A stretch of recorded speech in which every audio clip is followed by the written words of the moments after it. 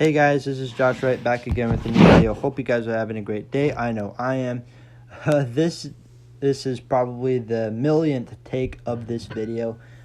I couldn't sleep, so I figured I just come out here and make a video. But for you guys, that's right, you're getting two videos today. I made a video earlier this morning talking about the top 5 Cardinal Cubs games that the Cardinals won.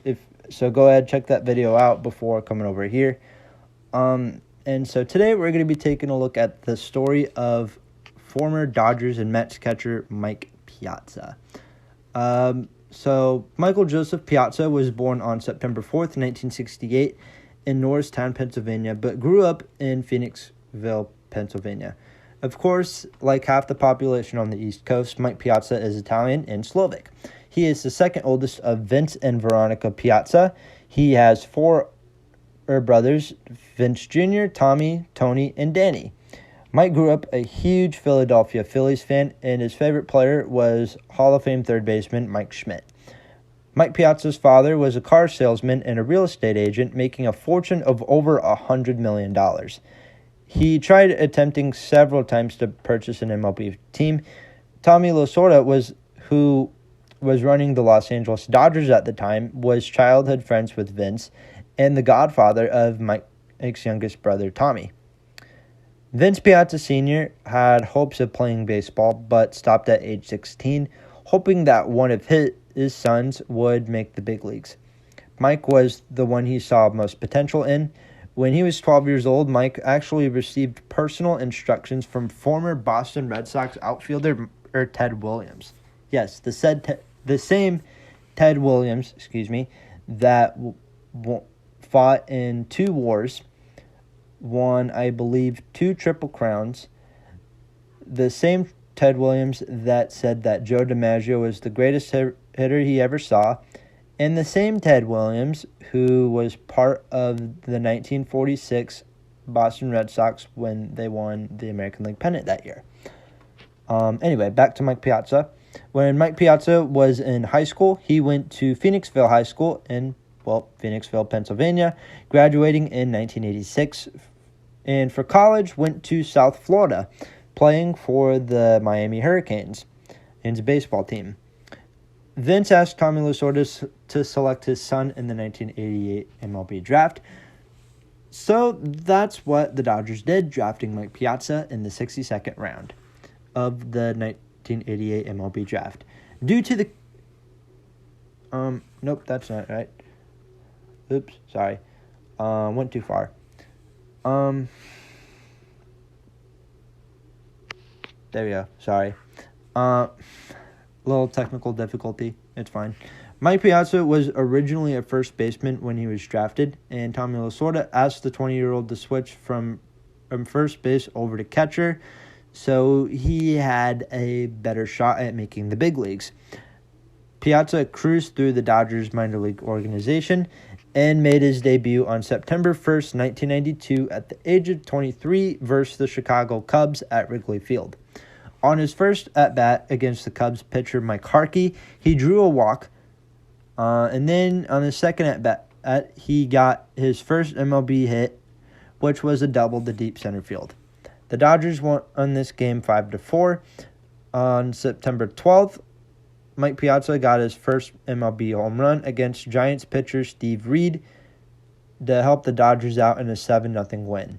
The Dodgers finished this season 63-99, finishing 6th in the NL West because there was no Central Division at the time. I think you get what I mean. Following season in 1993, Mike Piazza played his first full season in the big leagues. He was in 149 games, hitting a .318 batting average, 174 hits, 24 doubles, 35 home runs, 112 RBIs. He walked 46 times, had 86 strikeouts, a .370 on-base percentage, a slugging percentage at .561, making his OPS .392. Okay, so for those of you who don't know how baseball stats work, basically the on-base percentage and the slugging percentage When you add those two up, you get your OPS. That's just for those of you who don't know how baseball stats work. Anyway, so the Dodgers finished the season 81-81, finishing 500 with a 500 win percentage. Piazza won NL Rookie of the Year, went to his first All-Star game, and won his first Silver Slugger.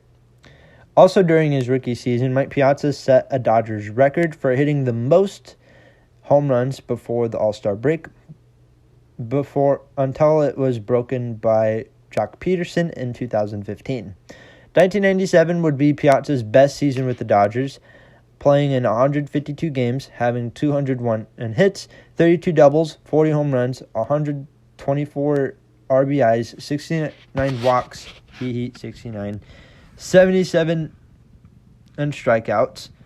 I didn't have his his on base percentage. Hang on, let me go on Reference, and then as I'm taking a look at Baseball Reference, man, Baseball Reference is just such an amazing site. What would we do without it? Let's see. He hit a 362 on base percentage in 97 with a 431 on base percentage. Slugging percentage was 638, and add that up, you get a 1.070 OPS. Let's see here. So that's pretty cool. Let's see here.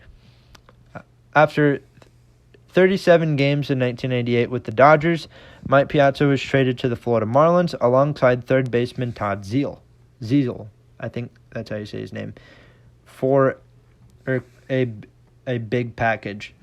In return, the Marlins sent Gary Sheffield, Charles Johnson, Bobby Bonilla, Manuel Morelos, and Jim Eisenreich. Is that how you say his name? I don't know. During his short time with the Marlins, he was only in 5 games with 5 RBIs, hitting .278. After a short time in Florida, he was traded again, this time to the New York Mets, on May 22nd, 1998, for Preston Wilson, Ed Darnell, and Jeff Goetz. I think that's how you say his name. I don't know. If I'm pronouncing names wrong, I apologize. The 1998 Mets were fighting for a playoff berth alongside the Chicago Cubs and the San Francisco Giants, missing the playoffs by only just 1 game, finishing 88-74. But this Mets team actually had quite a bit of talent. On offense, they had, of course, Mike Piazza, John Allred, who is a really good first baseman, Ray Ordonez,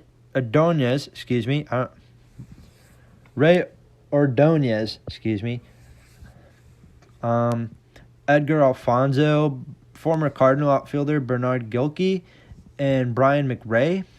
They also had Carlos Baerga. I don't know how to say his name. Anyway, pitching was led by Rick Reed and Al Leiter, who, of course, pitched for both the Mets and the Yankees in his career, with John Franco as the closer in the bullpen. Our main subject, Mike Piazza, caught 151 games in 1998, 37 with the Dodgers, 5 with the Marlins, and 109 with the Mets.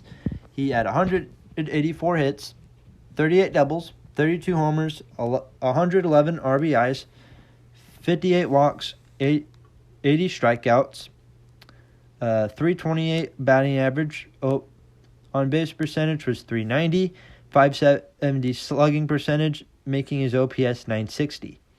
The 1999 Mets were a lot more successful, finishing the year 97-66, finishing second behind the Atlanta Braves. They beat the Diamondbacks in the Division Series, losing to the Braves in the NLCS with Bobby Valentine as their manager for the Mets. Piazza was the same player in 1999. Entering 2000, we learned quite a bit from the season with Mike Piazza. He absolutely rakes against Roger Clemens. In a regular season in game between the Yankees and the Mets. Clemens hit Piazza in the head with the fastball. Oh, by the way, this is at Old Yankee Stadium. Piazza was laying on his back, suffering from a pretty big concussion. Due to the concussion, he had to miss out on the 2000 MLB All-Star Game, so Jason Kendall of the Pittsburgh Pirates was the NL starting catcher instead. Mets fans were criticizing Roger Clemens for the incident. The Mets and Yankees met each other again in the 2000 MLB World Series. This would be the first, of course, Subway Series since the 1950s when the Giants and Dodgers were still in New York. Mets beat the Giants and Cardinals to get to their part of the World Series. As for the Yankees, they beat the A's and the Seattle Mariners. Roger Clemens faced Mike Piazza again in Game 2 of the World Series. Clemens threw a pitch that... Ooh, Jimmy Kimmel. Love Jimmy Kimmel. Jimmy Fallon's better. Sorry. Roger Clemens threw a pitch that broke Mike Piazza's bat. The barrel and there was a sharp edge that was sent right at hit at Roger Clemens on the mound. Roger Clemens, I guess, thought the bat was the baseball coming back to him, and he threw the bat at the first baseline, just realizing that it was the bat and not the ball. I would do the Joker laugh, but it's too late. I'm not doing the Joker laugh. Okay, that's the closest you're getting to a Joker laugh. I know that was bad. The bat was actually heading towards the Yankees dugout and past Mike Piazza down the first base line. When Mike Piazza reached first base, he glared at Roger Clemens, probably thinking to himself, man, this guy is probably the dumbest person I've ever met. How does a baseball bat look like an actual baseball? I mean, I don't know what color. I mean, who knows? Maybe Piazza had a white bat. I don't know. But he starts walking up to Clemens, trying to comfort him. Clemens was asking the umpire for a new ball, acting like none of this happened. Acting like, oh, I didn't just throw a bat at probably one of the best catchers in the game. No, but he was shouting at the umpire, saying that he thought that he threw the ball. And he asked multiple times for a new ball. Oh, and yeah, both benches started clearing up. Well, the Yankees went on to win the World Series in 5 games. The Mets were an average team for the next few years. Mike Piazza was still the same player, having a near 300 batting average, hitting 30 or 40-plus home runs a year, and was an all-star pretty much every year except for 2003. He also smacked around Roger Clemens when the Mets and Yankees played each other, and he also got to smack him around a little more probably when Roger Clemens went to the Houston Astros in 2004. Speaking of 2004, Piazza would split at time playing both catcher and first base for the Mets. While Piazza was at first base, the Mets had Jason Phillips up as their main and catcher, with the backup being Vance Wilson. Piazza was in 129 games, batting in .266 with 121 hits, 21 doubles, 20 home runs, 4 RBIs, 68 walks, 78 strikeouts. On base percentage was .362, slugging percentage .444. Add that up and you get a .806 OPS. Out of those 129 games, Piazza played in 50 games behind the plate and 68 games at first base. Mike Piazza was still an all-star, but this was by far his worst season on the Mets. After 2 years with the Mets, Jason Phillips went on to play for the Dodgers and Toronto Blue Jays. As for Mike Piazza in his last year for the Mets, in 2005, around this time, the Mets also hired Willie Randolph to take take over the managing spot for Big Bobby, Valentine. Piazza's last 3 games in a Mets uniform was in a series at Chase Stadium versus the Colorado Rockies between September 30th and October 2nd of 2005. The Mets won 2 out of the 3 games, dropping the finale 11-3. Piazza was given a standing ovation in the last game of the series. He actually blew kisses to the New York crowd. In January of 2006, Mike Piazza signed a 1-year contract with the San Diego Padres, making him the team's new cleanup hitter.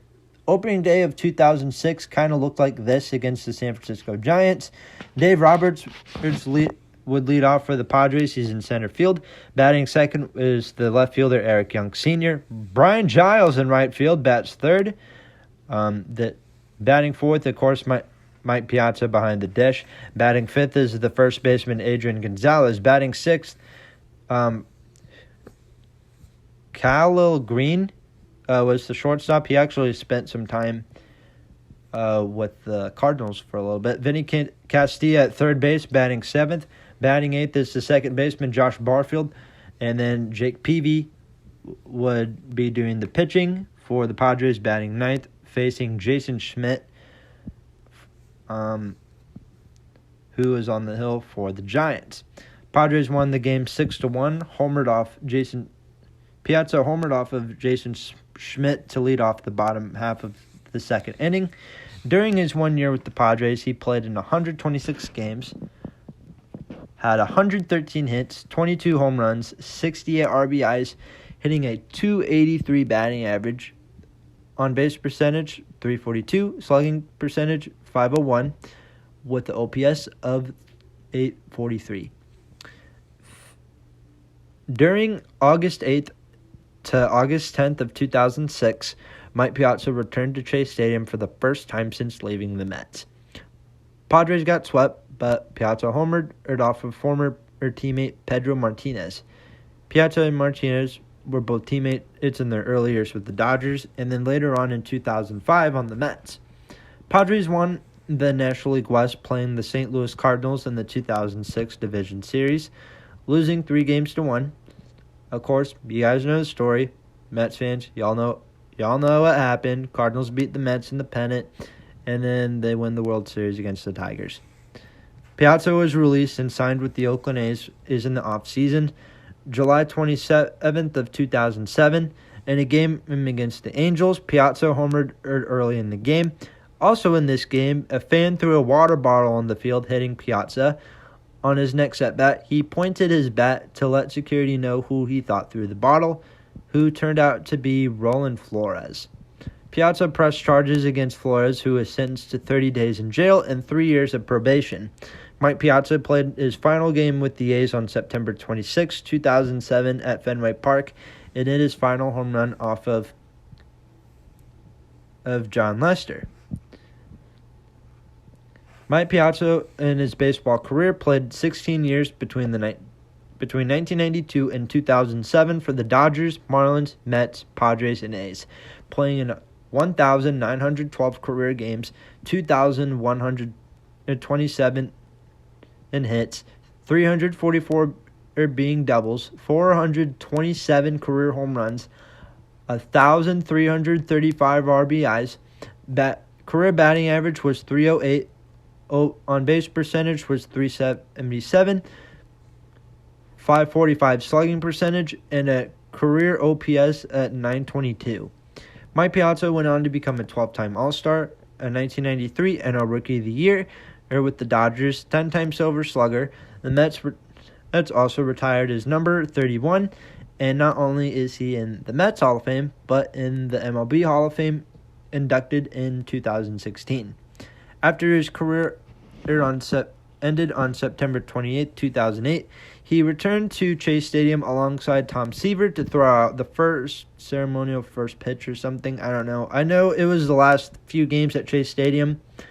Mets lost the series to the Florida Marlins, but in the previous series against the Cubs, Carlos Beltran hit the last home run at Chase Stadium, a walk-off grand slam caught by, you guessed it, famous ball hawk and YouTuber Zach Campbell.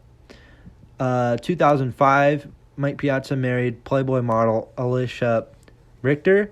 April 13th, 2009, which happened to be my 5th birthday. Yeah, my birthday's coming up. April 13th.